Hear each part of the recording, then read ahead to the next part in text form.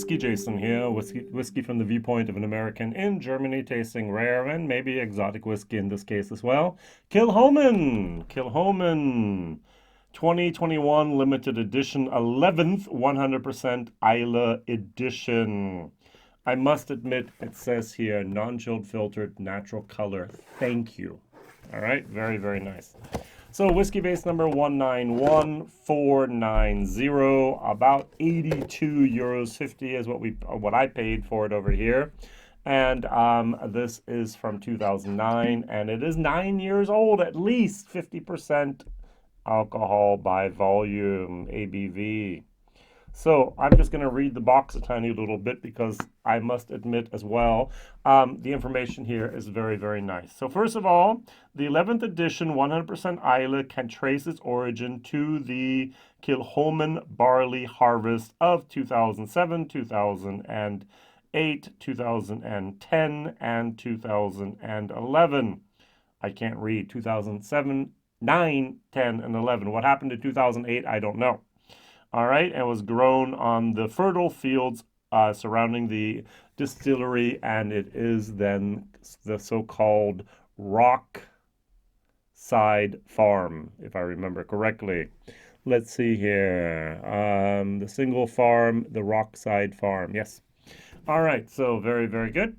Now, it is really, really interesting what Anthony Wills made and did here. I mean, come on, it's amazing. He was the first distillery in Islay for over 120 some years to actually start their own business. They were for a very, very long time the only independently family-owned business there, a distillery on Islay, and they do everything from the growing of the barley to the malting, which I can read about now. It says here, once harvested, the barley was hand malted on the Kilchoman malting floor and gently turned twice daily by our maltmen as it germinated. So the malting of the barley, normally they get their barley, most of the barley, 70% of the barley, they get 30% they can actually do themselves. Is that right, what I'm talking about? 30% I think is what it was. The rest they get from Port Ellen, and Port Ellen gets their barley from Scotland, from France, from Ireland, maybe even from Germany, or who knows, all right? And the interesting thing is that the normal floor malting that they do at Kilchoman is 20 ppm. And the malt that they get from Port Ellen is around 45 to 50 ppm, the same thing Optic uses. That's very, very good. So the distillery started basically filling casks on the 14th of December 2005. So they've been around for 16 plus years now, and this is a 9-year-old expression, 50%. So then what they say here, I need my magnifying glass for this because it's written wrong. All right, so what I mean with written, it's blue on blue, all right? So it's a little difficult to read down at the bottom there, all right? So it says here, and I'm getting old, I need glasses. All right, the green malt was then smoked using peat cut from the Knokdub peat banks, CNOCDUBH. The thick peat smoke permeating each barley grain, creating the distinct smoky Kilchoman character. Now, I've had a few Kilchomans, and often they are very, very ashy. This is a fruity, more of a greasy type of peat moment. I will be there on the island May 2022, and I want to basically be the driver for the day for Kilchoman. What I want to do is I want to go there, let everyone drink. I'm going to actually film everything I can film, take as many pictures as I can take, and then after we're there, I'm going to drive out to that peat farm, if at all possible, if it's legal. I want to actually smell the smell of the earth. I want to take a few pictures, maybe see the guys work or whatever there. Don't disturb anyone, don't interfere in any workflow there, but just to see what it means to have a farm distillery on Islay. I think that's so fantastic. Growing the barley, malting, they distill themselves. They now have 2 wash bills, 2 spirit stills. They can do up to 300 some liters a year, which is still just microscopic compared with other people. They mature on the island. They have their own warehouses, and they actually bottle on the island. So they're creating jobs. The same thing we keep on talking about with Springbank, that they create jobs there in the in Campbelltown, in that depressed area. The same thing happens here. They're creating jobs in the island, and this is very, very important and very, very, very good. So it says here, once distilled in our unique pot stills, the new make a spirit was filled into casks and stowed in dunnage warehouses here at the distillery. Not palletized, not any big, no, dunnage warehouses. Very, very good. As it lay and cask, the spirit took on the rich character of the oak cask, developing complexity and balance as it matured. After a minimum of 9 years maturation, Kilchoman founder Anthony Wills selected 26 bourbon barrels and 7 oloroso sherry butts. So a bourbon barrel originally had 200 liters, so 200 times 26 would be 5,200 liters. If we take a look at the 7 sherry butts, we would have 7 times 500 is 3,500. All right, so very good. 52 versus 35. All right, I'm marrying the vanilla and butterscotch influence of the bourbon barrels with rich flavors of the sherry cask and the natural citrus sweetness of Kilchoman. Oh yeah, I remember now. I actually had a Kilchoman Fino. That was so good. I really liked it. I thought the Fino and the Kilchoman really, really just perfectly complemented each other. All right, interesting, interesting. And at the very bottom, which I can't read again. So finally, the 11th edition 100% Islay was born bottled on site without coloring or chill filtration, standing alone as Scotland's only single farm, single malt Scotch whisky, 100% Islay from barley to bottle. Yes. All right, very good. So Kingsbarn says from grain to glass as well, I think. But they don't have their own farm where they make their own, and they have malting floors and so on. I don't know. I got to go visit them as well.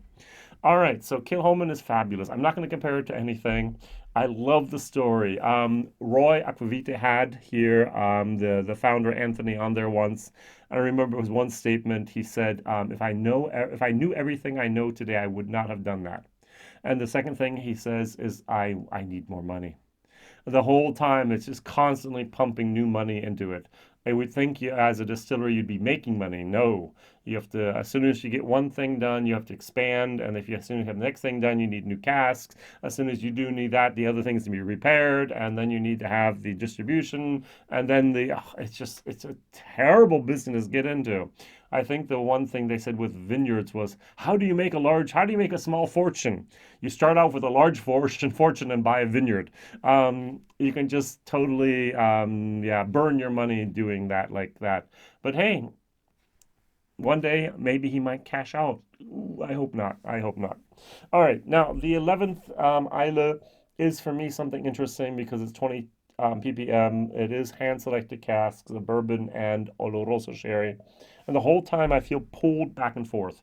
I have this beautiful, beautiful moment with the oloroso sherry with the vanilla, and then I have, and then I have this greasy, peaty moment where it's like, ooh, it's greasy. It's like like an auto shop, a car shop, a car garage. It's just not my cup of tea. And then it's like I can ignore that. I get the beautifulness, but then and that's the second thing that I get here as well, is the feeling that I have two different types of Kilchomans. I have the 100% self-malted, 20 ppm, and I have the stuff that I get here from Port Ellen, which is 50 ppm, 45 to 50, which tastes and feels and but acts differently. And so I'm going to really think about this a little bit with the Kilchomans, what they do, where they do it, and so on. And I want to learn more about this distillery. Not because the flavor flashes me and I love it, but I just love the concept of this distillery. I guess I have the same problem with Waterford, don't I, in Ireland? I love what they're doing. I just do not yet love what the result is. Maybe one day. And the same thing I expect and hope here. All right, cheers.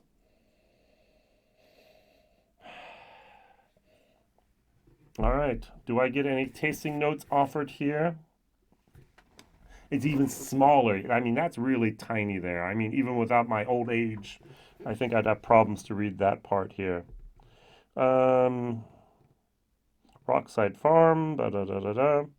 So the combination of lightly peated barley matured on both bourbon and sherry creates an intense combination of floral sweetness, layers of rich fruity character, and soft maritime peat smoke. Good. Thank you. Put the box back up here because it's a nice thing that they're doing. There's non-chilled filtered and natural color written on it. Very, very nice. Cheers.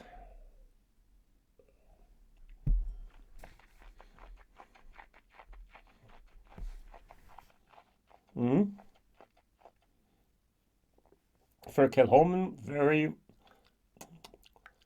Oh, wow. Yes, yes, yes. Tiny little bit of no. Well, this is going to be a C plus whiskey. I would love. Now this is my problem. I would love to have a Kilchoman that's not peated. I think I would flip out and just kind of go, wow, one of the best whiskeys ever. Unfortunately, it is a peated whiskey, and that peat comes through even though it's only 20%, 20 ppm, sorry, not 20%. The 20 ppm are exactly at my threshold where I go, okay, almost nice, but Now, I put water in my German video, and it destroyed the taste experience for me. It was not anything I wanted, not anything I liked. It turned into this chimney type of greasy type of soot type of peat smoke that I did not like at all. This I like. This is something that I can really recommend. C plus, value for money, 82 euros, too expensive in my opinion. C minus, minus. Sonique from Kilchoman, you can get almost 2 bottles of that for 1 bottle of this. Also there, we are in a transitional period. I have one of their bottles from 2019. Light, almost the same color here as the box. And I have one from 2021, and it's much darker than this. And it's just like, what happened? And they started using better sherry casks. So simple. And they had more money to get better casks, and ta-da! That makes a big difference, not only on the taste, but also in the color. Natural color, non-chilled filtered. Very well done. So I would start there. First of all, Machia Bay you can do the Sonique, and then you can move up to the next things. Loch Gorm is one of the things. Maybe there are going to be some single casks or some sherry casks with the Fino and Mazzanilla and maybe even Palo Cortado one day, and so on, so on. Kilchoman has a lot of different expressions out there. I'm just going to do the following. I'm going to type in Kilchoman 2021 here. I get, holy crap, 117 different whiskeys that appeared from Kilchoman in the year 2021. No wonder I don't know. Oh, there's a lot of Soniques here in different batches. Okay, good. I don't know. All right, good. I would have to take a look at this and figure out what's going on here, but that just really scared me. I mean, come on, 117 different ones. Yeah, different bottlings on Whiskybase alone. So if I get rid of some of these duplicates, I'm still at 70 to 80 bottles here. All right, there's a Madeira cask matured. There's a small batch number 221. There's a Machia Bay, cask strength, never heard of that. There's an STR Finnish single cask. There's a distillery shop only. There's the Kilchoman Club 10th edition. There's the Pedro Jimenez Sherry Cask Matured. I just keep on going. Uniquely Islay series, blah, blah, blah, blah, blah. And often they have the problem that half the bottles are 700 and the other half are 750 and so on. So maybe there were like 50 to 60 new expressions in 2021, but that's still a lot. No way in the world I'm going to be able to keep up with that. All right, so WhiskyJason here, whiskey from the viewpoint of American, giving this a C+. It's very nice. I like it. It's right at the threshold. If I put water in, it turns into almost a D+, C-. Value for money, a little bit too expensive for me. I'm sorry for what we're getting. Yes, it says here at least 9 years of age, but still, that's a lot of money to pay for that. It's almost at the 10 euros per year here value. It is 50%. Thank you. It is non-chill filtered and natural color. Thank you, thank you, thank you. And it's an independently owned distillery on Islay. Wow. and they're doing everything. They're creating jobs, so maybe it's worth another 10 extra euros to pay for that. Who knows? What is your favorite Kilchoman? At the moment, I must admit my favorite is the Fino that I had from Kilchoman. That was just magical, fantastic. So there is a video of that online here, and thank you very much for watching, subscribing, sharing, maybe even sharing this video on some type of social media, Reddit, whatever you want to do. Love it. Thank you very much for being there, supporting, and commenting. All the best. See you soon. Whiskey Jason. Bye-bye.